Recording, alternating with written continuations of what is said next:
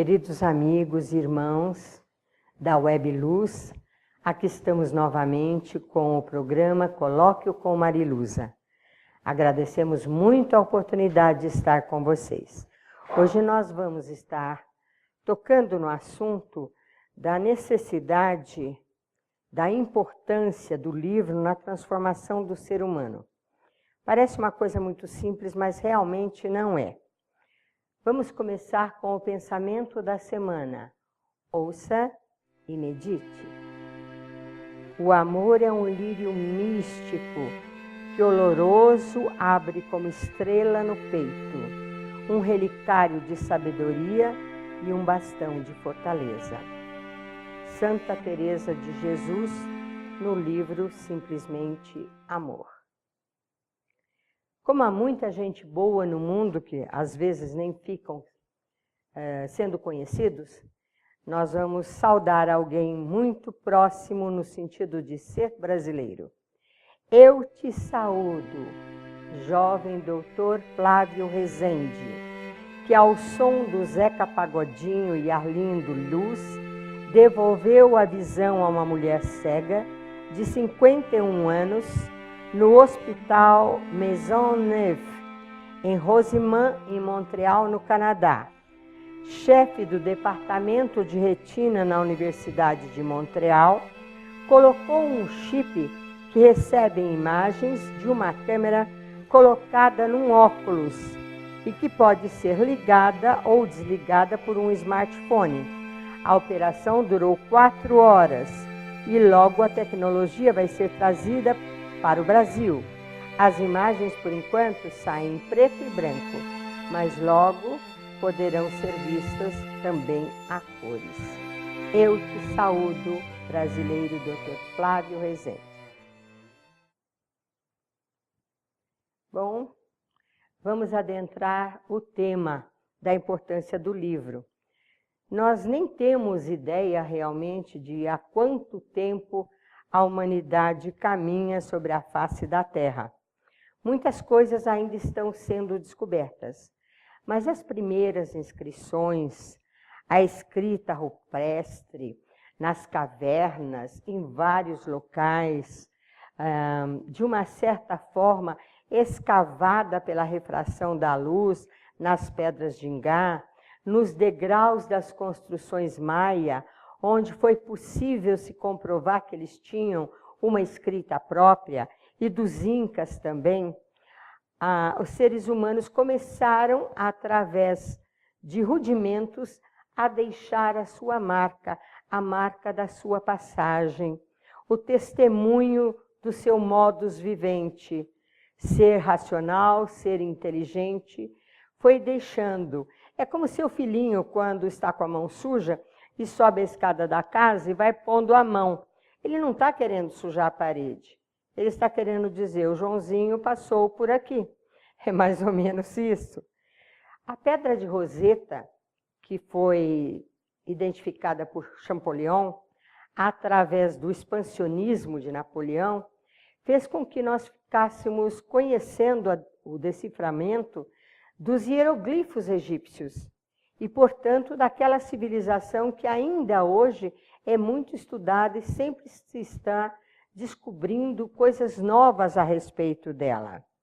Mas a impressão, realmente, com essa possibilidade de chegarmos a fazer um livro, das pessoas poderem manusear, ir numa livraria ou mesmo pela internet, tomar contato não apenas com o livro, mas com informações, com notícias, com imagens, com coisas fantásticas cada vez com maior rapidez, foi levado a efeito através de Gutenberg. E o primeiro livro lançado foi a Bíblia, que até hoje é muito estudada, é alvo de peças de teatro, música, cinema, pesquisas. O Código da Bíblia, escrito por 2 rabinos, traz coisas incríveis que nunca ninguém descobriu nos textos da Bíblia, mas demonstra que havia também um código ali prognosticando coisas do futuro. É um livro fantástico, famosíssimo e muito importante. A Bíblia nos traz não apenas a narrativa a respeito do povo hebreu, mas depois toda a epopeia da vida de Jesus. Os profetas dando a identificação daquele Salvador que viria, e Jesus depois programando na sua vida exatamente tudo aquilo que tinha sido profetizado por ele, né? Então, veja, é muito bom quando a pessoa pode compulsar um livro de alguma forma, em algum tipo de língua ou caractere, e tomar conhecimento, enriquecer de conhecimento e modificar até, através da ética, da moral, o seu espírito evoluindo. Claro está que existem livros que fazem o contrário. Há livros de grandes ditadores, de homens terríveis, que trouxeram e ainda trazem muito atraso moral, muito engano para a humanidade. Por isso que Paulo de Tarso dizia, lede de tudo, escolhei o que for bom. Então, é necessário que a gente até tome contato com algumas coisas que não são tão boas, mas para o nosso conhecimento e para poder dialogar. Atualmente, nós temos o e-book, né? Nós temos tantos livros em braille, para quem não enxerga, como temos livros em áudio e temos o e-book. Fiquei muito feliz quando, a partir de 2013, nós que tínhamos já uns 70 livros publicados pela Radu, mas não temos numerário para publicar muitos livros, não temos dinheiro, vimos chegar ao Brasil o Amazon. Então, você entra na www.amazon.com.br, vocês põem lá ou o meu nome, ou põem o nome da Radu, e vão ver que nós já conseguimos colocar 67 livros dos 250 que nós pretendemos colocar. E não é tão difícil. Um autor, por exemplo, que não tenha dinheiro, ele pode pôr seu livro lá dentro do sistema Kindle.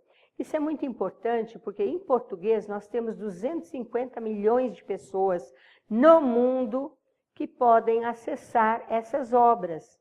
Então, abre um leque muito mais amplo na divulgação, seja dos estudos científicos, seja livro filosófico, seja livro de tendência religiosa, de estudo, de qualquer matéria.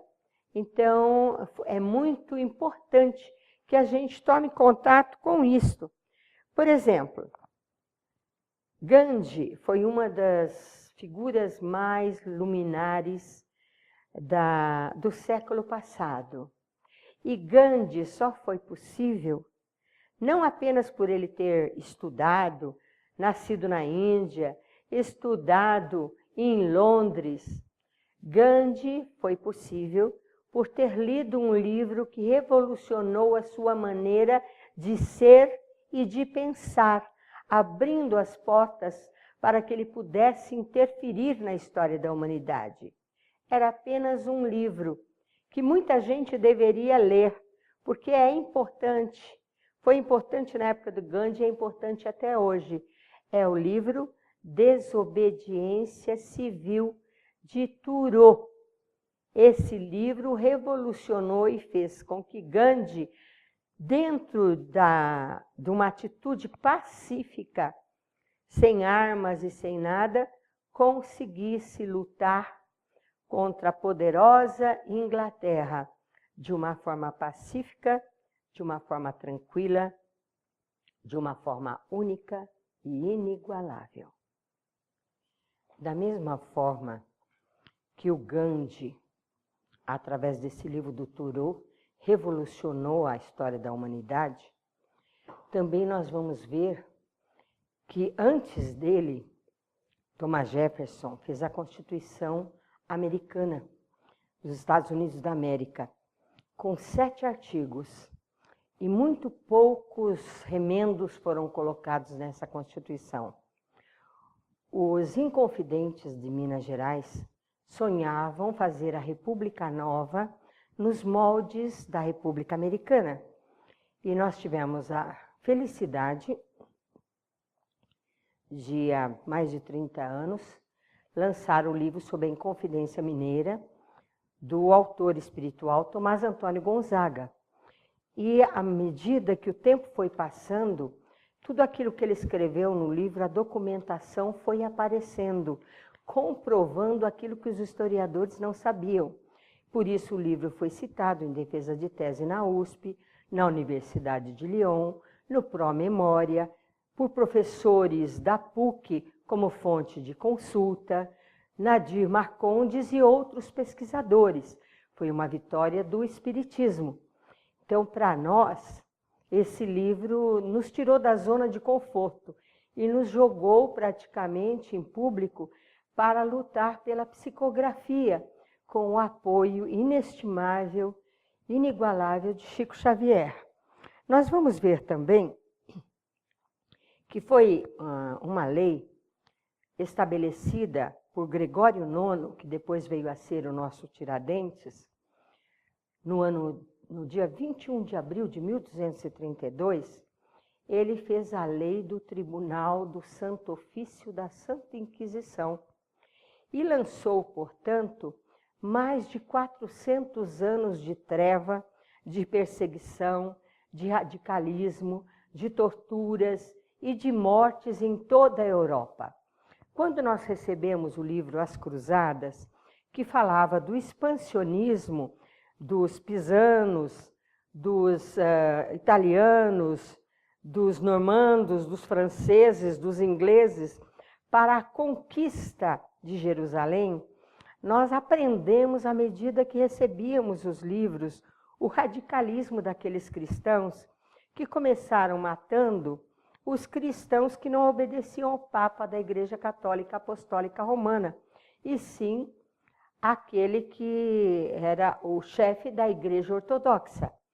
Foi há bem pouco tempo que as duas igrejas tiveram contato e houve o perdão do patriarca da Igreja Ortodoxa para com a Igreja Católica Apostólica Romana. Não estamos fazendo crítica, isso é história da nossa humanidade.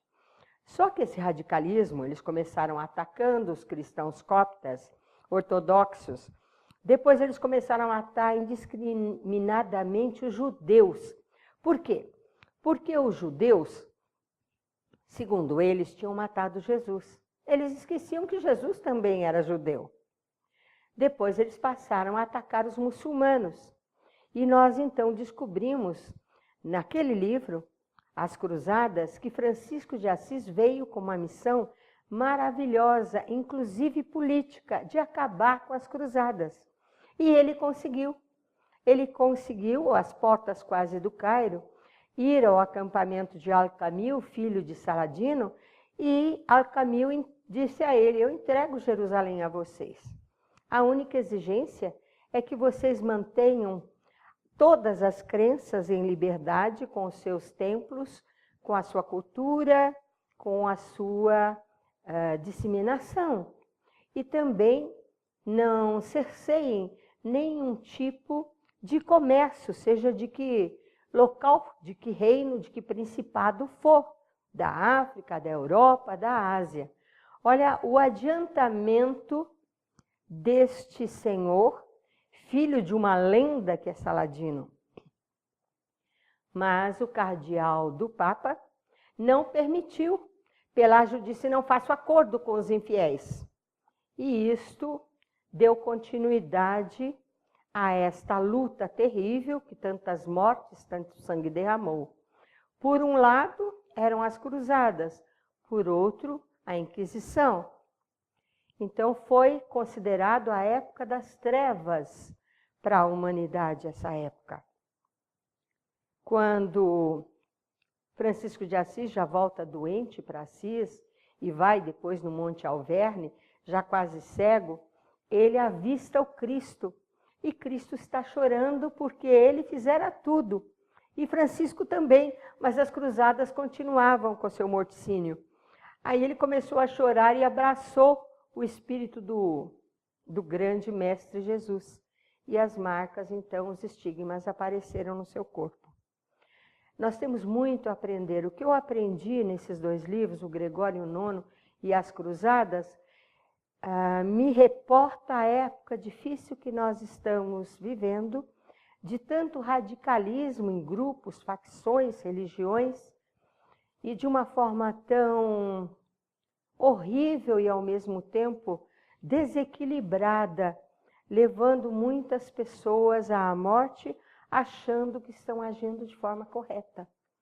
Nós temos muita dificuldade, realmente, de progredir ética e moralmente. Desde 5.000 anos atrás, com Confúcio, quantos missionários, quanta gente boa está tentando nos ensinar a abandonar de uma vez o mal e só realizarmos o bem. Mas está muito difícil, né? A internet hoje, o computador, nos dá assim uma ampla visão de muitas coisas que nos propiciam um engrandecimento interior. E nós vemos no livro Sem Tempo para Chorar, quando em 93 nós lançamos o livro, nós falamos sobre a transição planetária, foi Tomás e Tolstói que escreveu. E num dos discursos no plano espiritual de Joana d'Arc, que é o braço direito do Cristo, foi Judas reencarnado, e salvou a França do domínio inglês, para que lá pudesse ser feito a codificação do Espiritismo, o renascer do cristianismo através de Allan Kardec, nós vemos que ela fala do quinto poder, ou seja, da imprensa, da preocupação através do visual e das letras, a imprensa fazendo a cabeça, a mídia fazendo a cabeça da população e levando a extremismos. O livro espírita, através de Kardec, é quase que um bebê, surgiu há bem pouco tempo.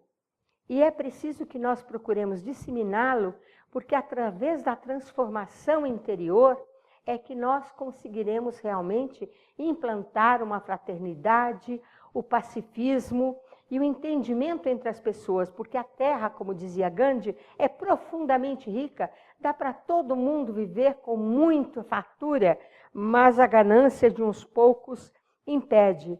Nós ainda estamos engatinhando na escola, na alfabetização, na vitória do direito, mas o nosso orientador escreveu sua defesa de tese em Coimbra sobre o Tratado do Direito Natural do Ser Humano. Foi a sua defesa de tese, e é justamente o que Kardec fala no Obras Póstumas, é aquilo que ele fala na Gênesis, é o que ele fala no Evangelho segundo o Espiritismo, no Livro dos Espíritos. Ele diz que todos os governos serão bons, qualquer tipo de governo, quando os homens forem bons. E que todos nós, cada um de nós, como centelhas divinas, temos na nossa própria consciência pessoal inscritas as leis naturais que nos dão exatamente a diretriz da nossa escolha e da nossa ação.